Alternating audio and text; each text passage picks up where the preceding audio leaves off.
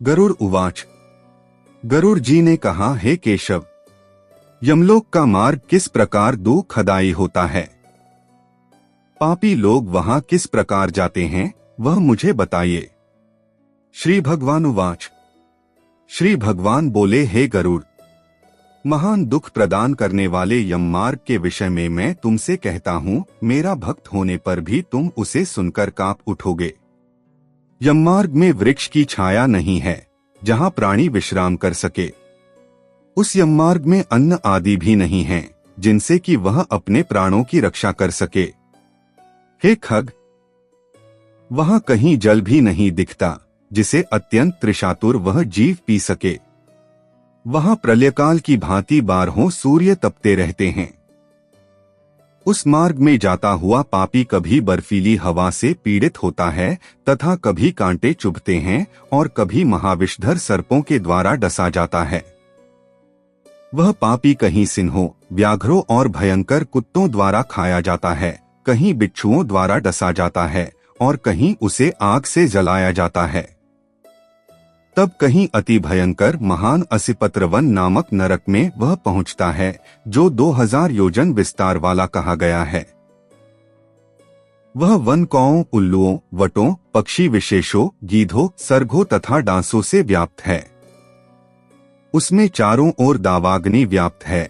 असिपत्र के पत्तों से वह जीव उस वन में छिन्न भिन्न हो जाता है। कहीं अंधे कुएं में गिरता है, कहीं विकट पर्वत से गिरता है, कहीं छुरे की धार पर चलता है तो कहीं कीलों के ऊपर चलता है। कहीं घने अंधकार में गिरता है, कहीं उग्र भय उत्पन्न करने वाले जल में गिरता है, कहीं जोंकों से भरे हुए कीचड़ में गिरता है तो कहीं जलते हुए कीचड़ में गिरता है। कहीं तपी हुई बालुका से व्याप्त और कहीं धधकते हुए ताम्रमय मार्ग, कहीं अंगार की राशि और कहीं अत्यधिक धुएं से भरे हुए मार्ग पर उसे चलना पड़ता है। कहीं अंगार की वृष्टि होती है, कहीं बिजली गिरने के साथ शिलावृष्टि होती है, कहीं रक्त की, कहीं शस्त्र की और कहीं गर्म जल की वृष्टि होती है। कहीं खारे कीचड़ की वृष्टि होती है। मार्ग में कहीं गहरी खाई है, कहीं पर्वत शिखरों की चढ़ाई है और कहीं कंदराओं में प्रवेश करना पड़ता है। वहाँ मार्ग में कहीं घना अंधकार है तो कहीं दुख से चढ़ी जाने योग्य शिलाएं हैं, कहीं मवाद, रक्त तथा विष्ठा से भरे हुए तालाब हैं। यम मार्ग के बीचों बीच अत्यंत उग्र और घोर वैतरणी नदी बहती है। वह देखने पर दुखदायिनी हो तो क्या आश्चर्य, उसकी वार्ता ही भय पैदा करने वाली है। वह 100 योजन चौड़ी है, उसमें पूय, पीबमवाद और शोणित रक्त बहते रहते हैं। हड्डियों के समूह से तट बने हैं, अर्थात उसके तट पर हड्डियों का ढेर लगा रहता है। मांस और रक्त के कीचड़ वाली वह नदी दुख से पार की जाने वाली है। अथाह गहरी और पापियों द्वारा दुखपूर्वक पार की जाने वाली यह नदी केशरूपी सेवार से भरी होने के कारण दुर्गम है। वह विशालकाय ग्राहों, घड़ियालों से व्याप्त है और सैकड़ों प्रकार के घोर पक्षियों से आवृत है। हे गरुड़, आए हुए पापी को देखकर वह नदी ज्वाला और धूम से भरकर कड़ाह में रखे घृत की भांति खौलने लगती है। वह नदी सुई के समान मुख वाले भयानक कीड़ों से चारों ओर व्याप्त है। वज्र के समान चोंच वाले बड़े बड़े गीध एवं कौओं से घिरी हुई है। वह नदी शिशुमार, मगर, जोंक, मछली, कछुए तथा अन्य मांसभक्षी जलचर जीवों से भरी पड़ी है। उसके प्रवाह में गिरे हुए बहुत से पापी रोते चिल्लाते हैं और हे भाई, हाँ पुत्र, हाँ तात, इस प्रकार कहते हुए बार बार विलाप करते हैं। भूख और प्यास से व्याकुल होकर पापी जीव रक्त का पान करते हैं। वह नदी झागपूर्ण रक्त के प्रवाह से व्याप्त, ममहाघोर, अत्यंत गर्जना करने वाली, देखने में दुख पैदा करने वाली तथा भयावह है।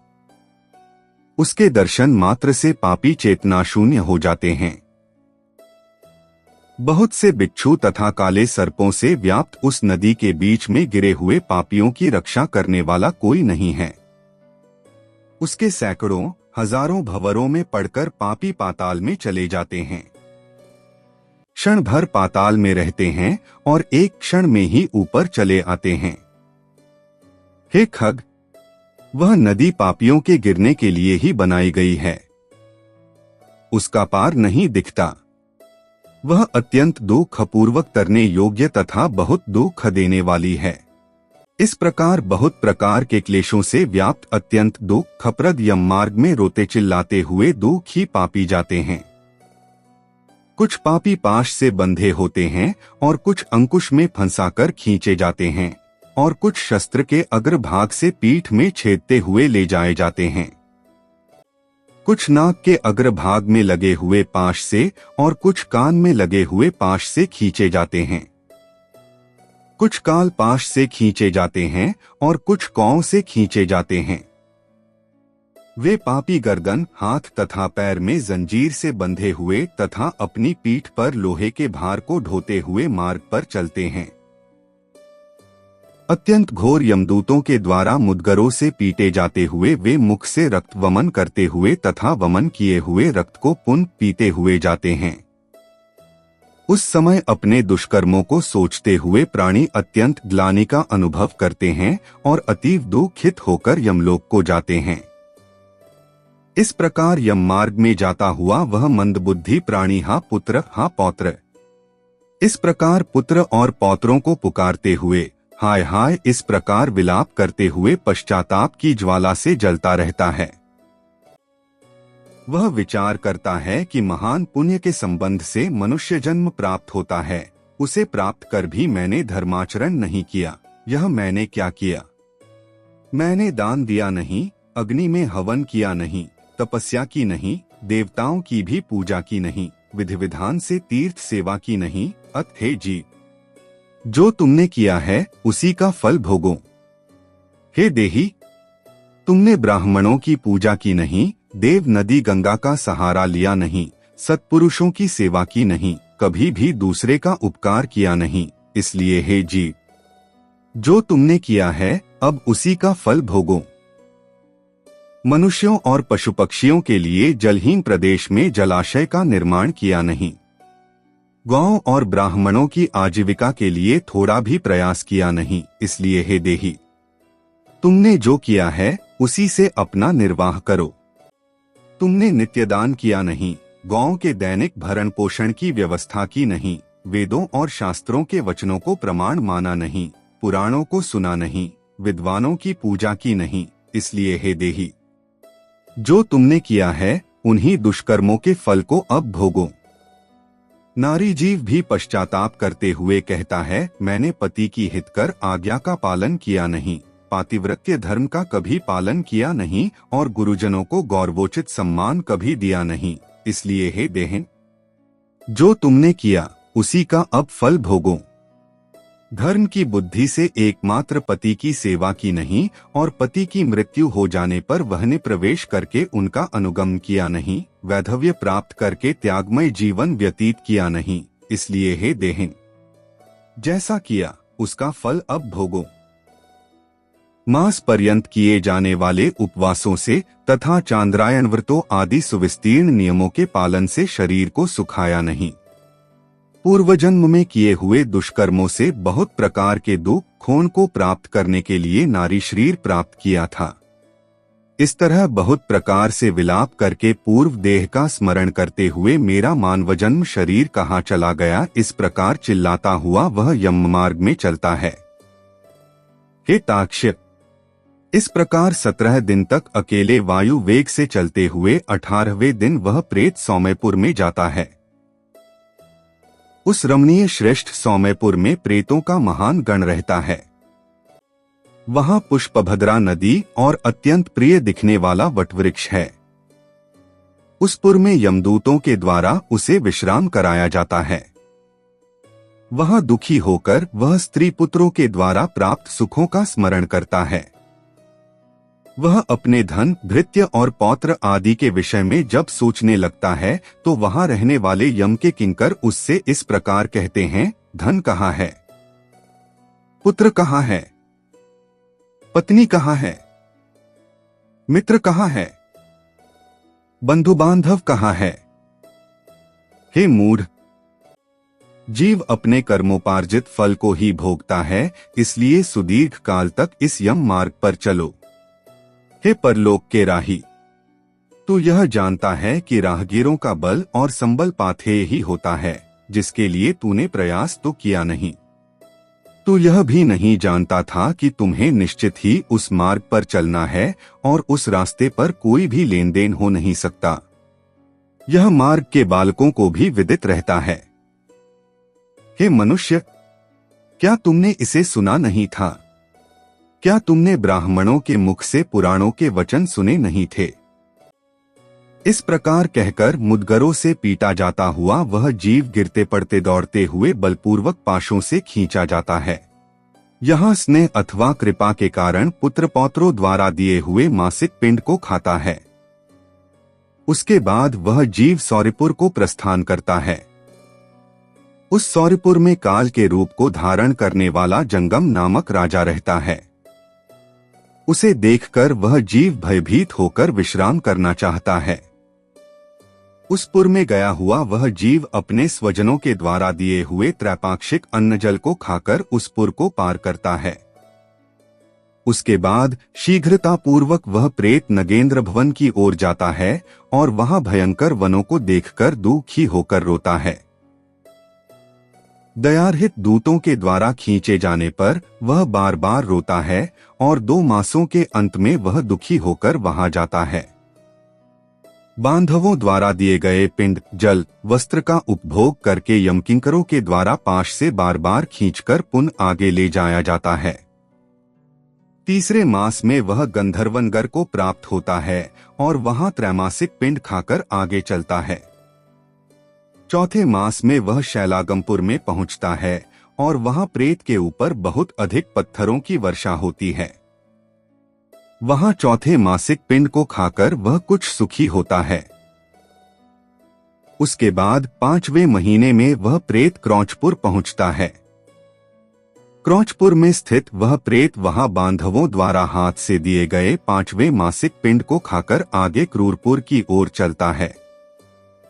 5.5 मास के बाद बांधवों द्वारा प्रदत्त 59 मासिक पिंड और घटदान से तृप्त होकर वह वहां आधे मुहूर्त तक विश्राम करके यमदूतों के द्वारा डराए जाने पर दुख से कांपता हुआ उस पुर को छोड़कर चित्रभवन नामक पुर को जाता है, जहां यम का छोटा भाई विचित्र नाम वाला राजा राज्य करता है।